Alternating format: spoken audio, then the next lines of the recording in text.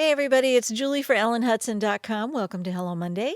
Today I'm playing with a brand new set called That Thing You Did, and I absolutely love this because it's funny and it's got a great modern font to it, and they're long, skinny sentiments, and I love working with these.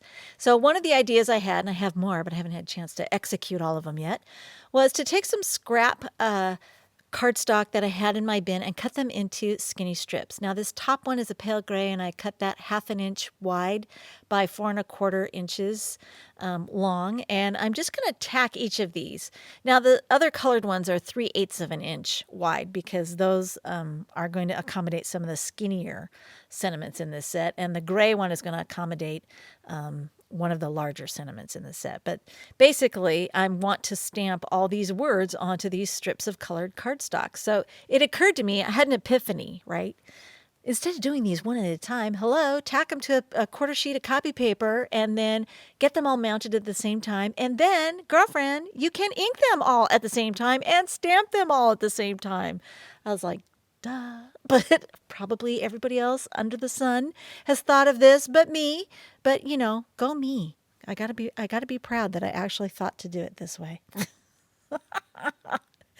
So now I stamped with a VersaFine Nocturne, so I want to heat emboss it just because I like the look of it. It's very crisp and looking when you clear emboss over this black pigment ink. So I used Wow Detail Embossing Powder and go ahead and preheat the heat gun for about 30 seconds, and then I went ahead and embossed everything so it was nice and shiny and smooth, and there were no sandy, gritty bits of embossing powder left. And then I can remove them from this temporary piece of stabilizing paper that I was using. So I'm going to trim these down on the fronts and the backs, or at the ends, left and right on the ends to accommodate each of the sentiments. And then I'm going to grab some Neenah Solar White 80 pound and make a base card. This is just a standard A2 card, and I'm going to score there at 4 1/4. So this card measures 4 1/4 by 5 1/2 inches once it's folded. Crease that fold line there with my bone folder so it'll lay nice and flat while I'm playing with the layout here. So I've grabbed the strips and I'm just going to kind of spread them out in the order that I wanted them to appear. And then I kind of thought about it for a minute and realized, this layout does not, I don't fancy it. So I'm going to cut these apart, take these sentiments, not all of them, but I'm going to take some of them and whack them where it looks kind of like a good spot to whack them. When you look at them, it's like, that's the spot to whack it at.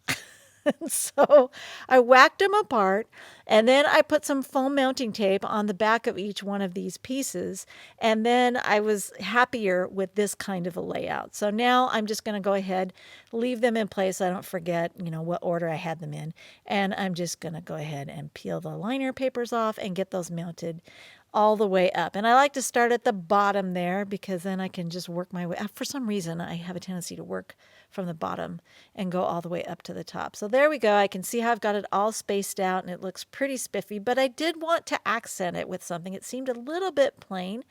So I grabbed some of my favorite Nuvo drops and I used these frosted clear drops by Ellen Hudson to create a pattern. And I wanted to have a different size of drop all along, and I wanted to space them out. And if I don't pre-plan them, sometimes I end up putting way too many of Nuvo drops on my project. So by planning it out temporarily with these clear little snowball drops, I was able to go, okay, I want tiny one here and a medium one here and a larger one there, and get my Nuvo drops in place. And then I'm going to take that and slap it against my work surface there. So I've grabbed a spot where I'm not going to mess up my Nuvo drops because they're wet. And then when I slap it, the back of it against my work surface, it flattens those out. And I got a little bit crazy. I slapped a little bit hard, but I love this look and I think it's really fun. So I hope you'll give this a try, and thanks for watching.